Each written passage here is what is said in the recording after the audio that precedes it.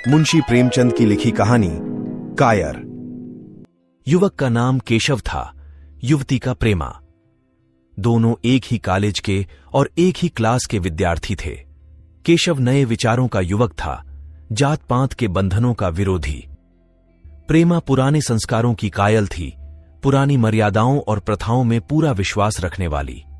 लेकिन फिर भी दोनों में गाढ़ा प्रेम हो गया था और यह बात सारे कॉलेज में मशहूर थी। केशव ब्राह्मण होकर भी वैश्य कन्या प्रेमा से विवाह करके अपना जीवन सार्थक करना चाहता था।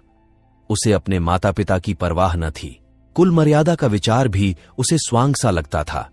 उसके लिए सत्य कोई वस्तु थी तो प्रेम थी, किंतु प्रेमा के लिए माता पिता और कुल परिवार के आदेश के विरुद्ध एक कदम बढ़ाना भी असंभव था। संध्या का समय है। विक्टोरिया पार्क के एक निर्जन स्थान में दोनों आमने सामने हरियाली पर बैठे हुए हैं। सैर करने वाले एक एक करके विदा हो गए, किंतु ये दोनों अभी वहीं बैठे हुए हैं। उनमें एक ऐसा प्रसंग छिड़ा हुआ है जो किसी तरह समाप्त नहीं होता। केशव ने झुंझला कर कहा, इसका यह अर्थ है कि तुम्हें मेरी परवाह नहीं है। प्रेमा ने उसको शांत करने की चेष्टा करके कहा, तुम मेरे साथ अन्याय कर रहे हो केशव, लेकिन मैं इस विषय को माता पिता के सामने कैसे छेड़ूं, ये मेरी समझ में नहीं आता। वे लोग पुरानी रूढ़ियों के भक्त हैं। मेरी तरफ से कोई ऐसी बात सुनकर मन में जो जो शंकाएं होंगी उनकी तुम कल्पना कर सकते हो। केशव ने उग्र भाव से पूछा, तो तुम भी उन्हीं पुरानी रूढ़ियों की गुलाम हो? प्रेमा ने अपनी बड़ी बड़ी आंखों में मृदु स्नेह भरकर कहा, नहीं, मैं उनकी गुलाम नहीं हूं, लेकिन माता पिता की इच्छा मेरे लिए और सब चीजों से अधिक मान्य है। तुम्हारा व्यक्तित्व कुछ नहीं है, ऐसा ही समझ लो। मैं तो समझता था कि ये ढकोसले मूर्खों के लिए ही हैं, लेकिन अब मालूम हुआ कि तुम जैसी विदुषियाओं भी उनकी पूजा करती हैं। जब मैं तुम्हारे लिए संसार को छोड़ने को तैयार हूं तो तुमसे भी यही आशा करता हूं। प्रेमा ने मन में सोचा, मेरा अपनी देह पर क्या अधिकार है? जिन माता पिता ने अपने रक्त से मेरी सृष्टि की है और अपने स्नेह से उसे पाला है, उनकी मर्जी के खिलाफ कोई काम करने का उसे कोई हक नहीं। उसने दीनता के साथ केशव से कहा, क्या प्रेम स्त्री और पुरुष के रूप ही में रह सकता है, मैत्री के रूप में नहीं? मैं तो आत्मा का बंधन समझती हूं। केशव ने कठोर भाव से कहा, इन दार्शनिक विचारों से तुम मुझे पागल कर दोगी प्रेमा। बस इतना ही समझ लो, मैं निराश होकर जिंदा नहीं रह सकता। मैं प्रत्यक्षवादी हूं और कल्पनाओं के संसार में प्रत्यक्ष का आनंद उठाना मेरे लिए असंभव है। यह कहकर उसने प्रेमा का हाथ पकड़कर अपनी ओर खींचने की चेष्टा की। प्रेमा ने झटके से हाथ छुड़ा लिया और बोली, नहीं केशव, मैं कह चुकी हूं कि मैं स्वतंत्र नहीं हूं। तुम मुझसे वह चीज न मांगो जिस पर मेरा कोई अधिकार नहीं है। केशव को अगर प्रेमा ने कठोर शब्द कहे होते तो भी उसे इतना दुख न हुआ होता। एक क्षण तक वह मन मारे बैठा रहा, फिर उठकर निराशा भरे स्वर में बोला, जैसी तुम्हारी इच्छा। आहिस्ता आहिस्ता कदम सा उठाता हुआ वहां से चला गया। प्रेमा अब भी वहीं बैठी आंसू बहाती रही। रात को भोजन करके प्रेमा जब अपनी मां के साथ लेटी तो उसकी आंखों में नींद न थी। केशव ने उसे एक ऐसी बात कह दी थी जो चंचल पानी में पड़ने वाली छाया की तरह उसके दिल पर छाई हुई थी। प्रतिक्षण उसका रूप बदलता था, वह उसे स्थिर न कर सकती थी। माता से इस विषय में कुछ कहे तो कैसे, लज्जा मुंह बंद कर देती थी। उसने सोचा, अगर केशव के साथ मेरा विवाह न हुआ तो उस समय मेरा क्या कर्तव्य होगा? अगर केशव ने कुछ उद्दंडता कर डाली तो मेरे लिए संसार में फिर क्या रह जाएगा? लेकिन मेरा बस ही क्या है? इन भांति भांति के विचारों में एक बात जो उसके मन में निश्चित हुई वह यह थी कि केशव के सिवा वह और किसी से विवाह न करेगी। उसकी माता ने पूछा, क्या तुझे अब तक नींद न आई? मैंने तुझसे कितनी बार कहा कि थोड़ा बहुत घर का कामकाज किया कर, लेकिन तुझे किताबों से ही फुर्सत नहीं मिलती। 4 दिन में तू पराए घर जाएगी, कौन जाने कैसा घर मिले। अगर कुछ काम करने की आदत न रही तो कैसे बाह होगा? प्रेमा ने भोलेपन से कहा, मैं पराए घर जाऊंगी ही क्यों? माता ने मुस्कुराकर कहा, लड़कियों के लिए यही तो सबसे बड़ी विपत्ति है बेटी। मां बाप की गोद में पलकर ज्यों ही सयानी हुई दूसरों की हो जाती है।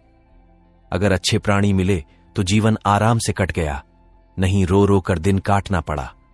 सब कुछ भाग्य के अधीन है। अपनी बिरादरी में तो मुझे कोई घर नहीं भाता, कहीं लड़कियों का आदर नहीं, लेकिन करना तो बिरादरी में ही पड़ेगा। न जाने ये जात पात का बंधन कब टूटेगा। प्रेमा डरते डरते बोली, कहीं कहीं तो बिरादरी के बाहर भी विवाह होने लगे हैं। उसने कहने को कह दिया, लेकिन उसका हृदय कांप रहा था कि माताजी कुछ भांप न जाईं। माता ने विस्मय के साथ पूछा, क्या हिंदुओं में ऐसा हुआ है? फिर उसने आप ही आप उस प्रश्न का जवाब भी दिया, और 2-4 जगह ऐसा हो भी गया तो उससे क्या होता है। प्रेमा ने इसका कुछ जवाब न दिया। भय हुआ कि माता कहीं उसका आशय समझ न जाए। उसका भविष्य एक अंधेरी खाई की तरह उसके सामने मुंह खोले खड़ा था, मानो उसे निगल जाएगा। उसे न जाने कब नींद आ गई। प्रातःकाल प्रेमा सोकर उठी तो उसके मन में एक विचित्र साहस का उदय हो गया था। सभी महत्वपूर्ण फैसले हम आकस्मिक रूप से कर लिया करते हैं, मानो कोई दैवी शक्ति हमें उनकी ओर खींच ले जाती है। वही हालत प्रेमा की थी। कल तक वह माता पिता के निर्णय को मान्य समझती थी, पर संकट को सामने देखकर उसमें उस वायु की हिम्मत पैदा हो गई थी जिसके सामने कोई पर्वत आ गया हो। वही मंद वायु प्रबल वेग से पर्वत के मस्तक पर चढ़ जाती है और उसे कुचलती हुई दूसरी तरफ जा पहुंचती है। प्रेमा मन में सोच रही थी, मानो यह देह माता पिता की है, किंतु आत्मा तो मेरी है। मेरी आत्मा को जो कुछ भुगतना पड़ेगा वह इसी देह से तो भुगतना पड़ेगा। अब वह इस विषय में संकोच करना अनुचित ही नहीं, घातक समझ रही थी। अपने जीवन को क्यों एक झूठे सम्मान पर बलिदान करे। उसने सोचा, विवाह का आधार अगर प्रेम न हो तो वह देह का विक्रय है। आत्मसमर्पण क्यों बिना प्रेम के भी हो सकता है। इस कल्पना ही से कि न जाने किस अपरिचित युवक से उसका विवाह हो जाएगा, उसका हृदय विद्रोह कर उठा। वह अभी नाश्ता करके कुछ पढ़ने जा रही थी कि उसके पिता ने प्यार से पुकारा, मैं कल तुम्हारे प्रिंसिपल के पास गया था, वे तुम्हारी बड़ी तारीफ कर रहे थे। प्रेमा ने सरल भाव से कहा, आप तो यूं ही कहा करते हैं। नहीं, सच।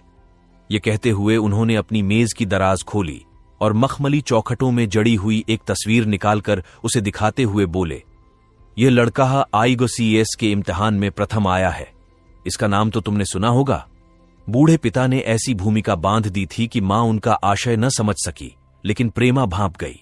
उनका मन तीर की भांति लक्ष्य पर जा पहुंचा। उसने बिना तस्वीर की ओर देखे ही कहा, नहीं, मैंने तो उसका नाम नहीं सुना। पिता ने बनावटी आश्चर्य से कहा, क्या तुमने उसका नाम ही नहीं सुना? आज के दैनिक पत्र में उसका चित्र और जीवन वृत्तांत छपा है। प्रेमा ने रुखाई से जवाब दिया होगा, मगर मैं तो उस परीक्षा का कोई महत्व नहीं समझती। मैं तो समझती हूं जो लोग इस परीक्षा में बैठते हैं वे पल्ले सिर के स्वार्थी होते हैं। आखिर उनका उद्देश्य इसके सिवा और क्या होता है कि अपने गरीब, निर्धन, दलित भाइयों पर शासन करें और खूब धन संचय करें। यह तो जीवन का कोई ऊंचा उद्देश्य नहीं है। इस आपत्ति में जलन थी, अन्याय था, निर्दयता थी। पिताजी ने समझा था प्रेमा यह बखान सुनकर लट्टू हो जाएगी। यह जवाब सुनकर तीखे स्वर में बोले, तू तो ऐसी बातें कर रही है जैसे तेरे लिए धन और अधिकार का कोई मूल्य ही नहीं। प्रेमा ने ढिठाई से कहा, हां, मैं तो इसका मूल्य नहीं समझती। मैं तो आदमी में त्याग देखती हूं। मैं ऐसे युवकों को जानती हूं जिन्हें यह पद जबरदस्ती भी दिया जाए तो स्वीकार न करेंगे। पिता ने उपहास के ढंग से कहा, यह तो आज मैंने नई बात सुनी। मैं तो देखता हूं कि छोटी छोटी नौकरियों के लिए लोग मारे मारे फिरते हैं। मैं जरा उस लड़के की सूरत देखना चाहता हूं जिसमें इतना त्याग हो। मैं तो उसकी पूजा करूंगा। शायद किसी दूसरे अवसर पर यह शब्द सुनकर प्रेमा लज्जा से सिर झुका लेती, पर इस समय उसकी दशा उस सिपाही की सी थी जिसके पीछे गहरी खाई हो। आगे बढ़ने के सिवा उसके लिए और कोई मार्ग न था। अपने आवेश को संयम से दबाती हुई, आंखों में विद्रोह भरे, वह अपने कमरे में गई और केशव के कई चित्रों में से वह एक चित्र चुनकर लाई जो उसकी निगाह में सबसे खराब था और पिता के सामने रख दिया।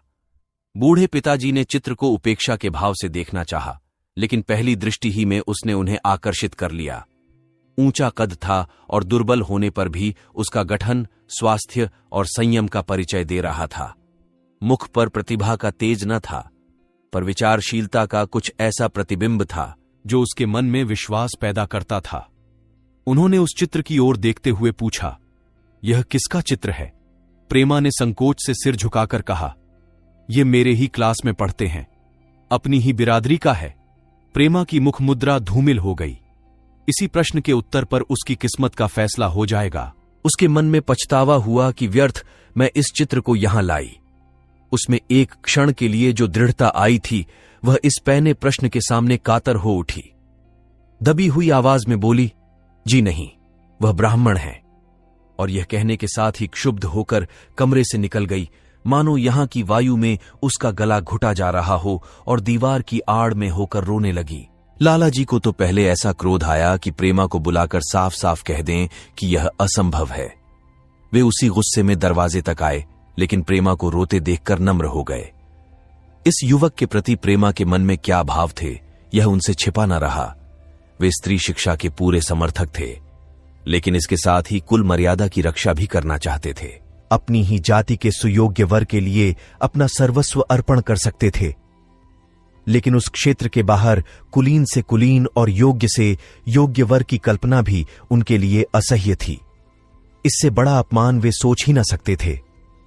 उन्होंने कठोर स्वर में कहा, आज से कॉलेज जाना बंद कर दो। अगर शिक्षा कुल मर्यादा को डुबोना ही सिखाती है तो कुशिक्षा है। प्रेमा ने कातर कंठ से कहा, परीक्षा तो समीप आ गई है।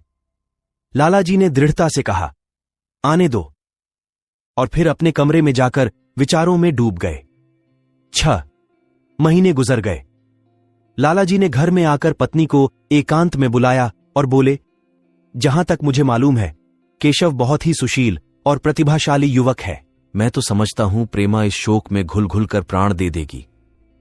तुमने भी समझाया, मैंने भी समझाया, दूसरों ने भी समझाया, पर उस पर कोई असर ही नहीं होता।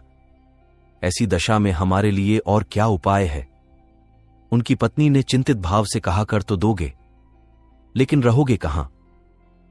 न जाने कहां से यह कुलच्छनी मेरी कोख में आई। लाला जी ने भवें सिकोड़कर तिरस्कार के साथ कहा, यह तो 1000 दफा सुन चुका, लेकिन कुल मर्यादा के नाम को कहां तक रोए।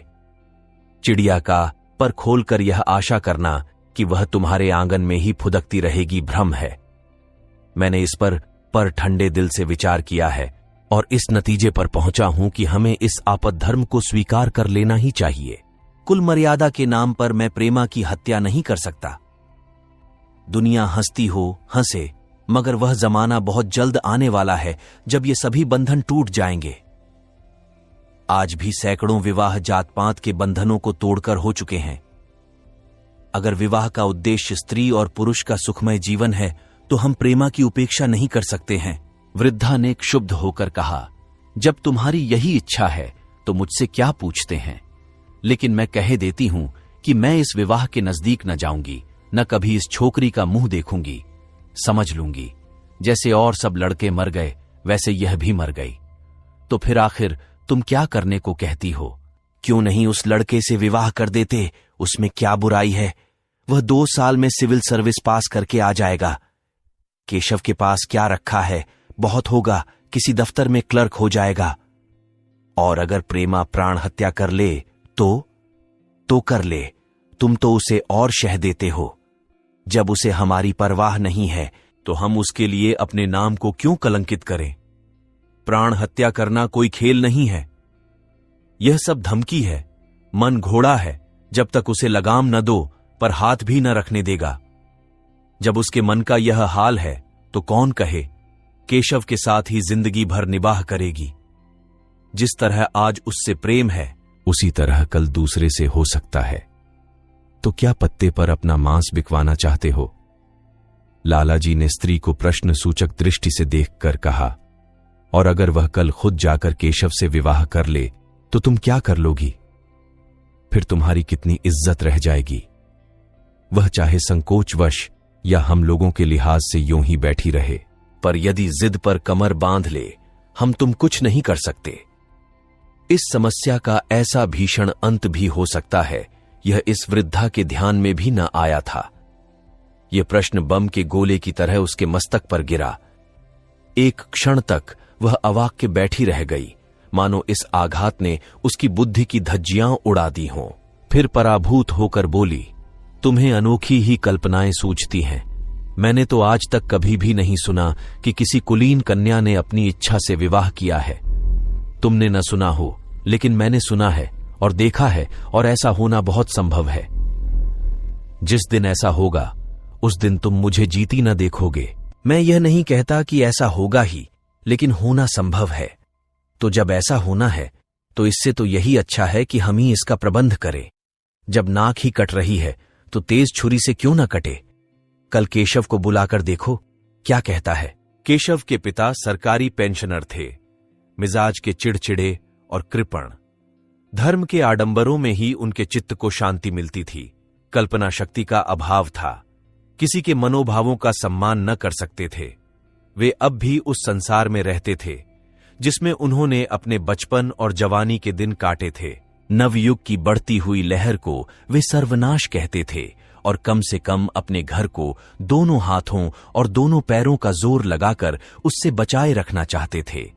इसलिए जब एक दिन प्रेमा के पिता उसके पास पहुंचे और केशव से प्रेमा के विवाह का प्रस्ताव किया तो बूढ़े पंडित जी अपने आप में न रह सके।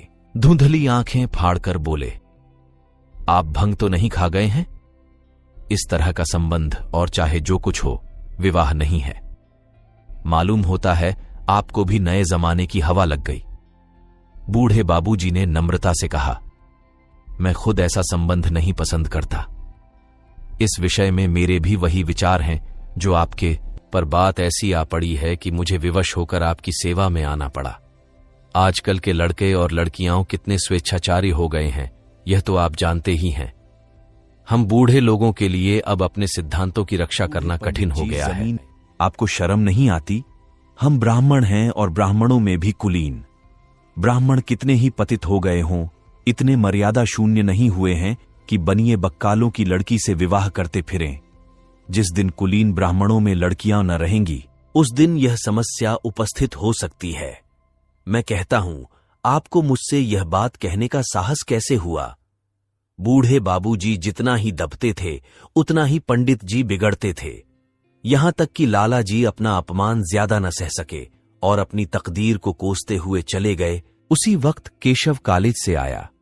पंडित जी ने तुरंत उसे बुलाकर कठोर कंठ से कहा, मैंने सुना है तुमने किसी बनिए की लड़की से अपना विवाह कर लिया है।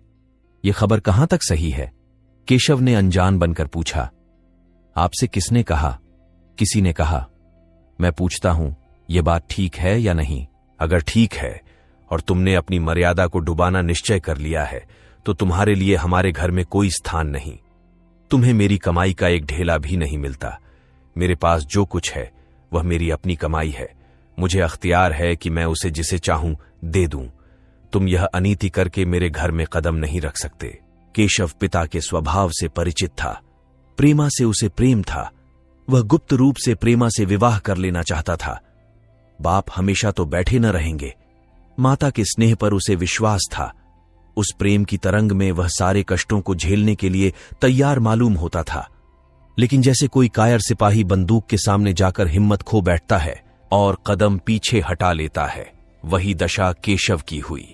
वह साधारण युवकों की तरह सिद्धांतों के लिए बड़े बड़े तर्क कर सकता था, जबान से उनमें अपनी भक्ति की दोहाई दे सकता था, लेकिन इसके लिए यातनाएं झेलने की सामर्थ्य उसमें न थी। अगर वह अपनी जिद पर अड़ा और पिता ने भी अपनी टेक रखी तो उसका कहां ठिकाना लगेगा? उसका जीवन ही नष्ट हो जाएगा। उसने दबी जबान से कहा, जिसने आपसे यह कहा है बिल्कुल झूठ कहा है। पंडित जी ने तीव्र नेत्रों से देखकर कहा, तो यह खबर बिल्कुल गलत है। जी हां, बिल्कुल गलत। तो तुम आज ही इसी वक्त उस बनिए को खत लिख दो और याद रखो कि अगर इस तरह की चर्चा फिर कभी उठी तो तुम्हारा सबसे बड़ा शत्रु होऊंगा। बस जाओ। केशव और कुछ न कह सका। वह यहां से चला तो ऐसा मालूम होता था कि पैरों में दम नहीं है। दूसरे दिन प्रेमा ने केशव के नाम यह पत्र लिखा। प्रिय केशव, तुम्हारे पूज्य पिताजी ने लाला जी के साथ जो अशिष्ट और अपमानजनक व्यवहार किया है उसका हाल सुनकर मेरे मन में बड़ी शंका उत्पन्न हो रही है। शायद उन्होंने तुम्हें भी डांट फटकार बताई होगी। ऐसी दशा में मैं तुम्हारा निश्चय सुनने के लिए विकल हो रही हूं। तुम्हारे साथ हर तरह का कष्ट झेलने को तैयार हूं। मुझे तुम्हारे पिताजी की संपत्ति का मोह नहीं है। मैं तो केवल तुम्हारा प्रेम चाहती हूं और उसी में प्रसन्न हूं। आज शाम को यहीं आकर भोजन करो। दादा और माँ दोनों तुमसे मिलने के लिए बहुत इच्छुक हैं। मैं वह स्वप्न देखने में मग्न हूं जब हम दोनों उस सूत्र में बंध जाएंगे जो टूटना नहीं जानता, जो बड़ी से बड़ी आपत्ति में भी अटूट रहता है। तुम्हारी प्रेमा। संध्या हो गई और इस पत्र का कोई जवाब ना आया। उसकी माता बार बार पूछती थी, केशव आए नहीं। बूढ़े लाला भी द्वार की ओर आंख लगाए बैठे थे। यहां तक कि रात के 9 बज गए, पर न तो केशव ही आए न उनका पत्र। प्रेमा के मन में भांति भांति के संकल्प विकल्प उठ रहे थे। कदाचित उन्हें पत्र लिखने का अवकाश न मिला होगा, या आज आने की फुर्सत न मिली होगी, कल अवश्य आ जाएंगे। केशव ने पहले उसके पास जो प्रेम पत्र लिखे थे उन सबको उसने फिर पढ़ा। उनके एक एक शब्द से कितना अनुराग टपक रहा था, उनमें कितना कंपन था, कितनी विकलता, कितनी तीव्र आकांक्षा। फिर उसे केशव के वे वाक्य याद आए जो उसने सैकड़ों ही बार कहे थे। कितनी बार वह उसके सामने रोया था। इतने प्रमाणों के होते हुए निराशा के लिए कहां स्थान था, मगर फिर भी सारी रात उसका मन जैसे सूली पर टंगा रहा। प्राकाल केशव का जवाब आया। प्रेमा ने कांपते हुए हाथों से पत्र लेकर पढ़ा। पत्र हाथ से गिर गया। ऐसा जान पड़ा मानो उसकी देह का रक्त स्थिर हो गया हो। लिखा था, मैं बड़े संकट में हूं कि तुम्हें क्या जवाब दूं।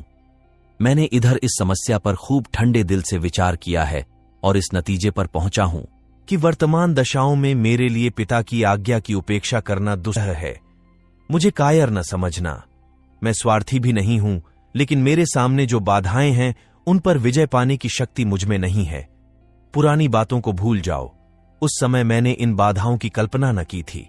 प्रेमा ने एक लंबी, गहरी, जलती हुई सांस खींची और उस खत को फाड़कर फेंक दिया। उसकी आंखों से अश्रुधार बहने लगी। जिस केशव को उसने अपने अंतकरण से वर लिया था, वह इतना निष्ठुर हो जाएगा, इसकी उसको रत्ती भर भी आशा न थी। ऐसा मालूम पड़ा मानो अब तक वह कोई सुनहला स्वप्न देख रही थी, पर आंख खुलने पर वह सब कुछ अदृश्य हो गया।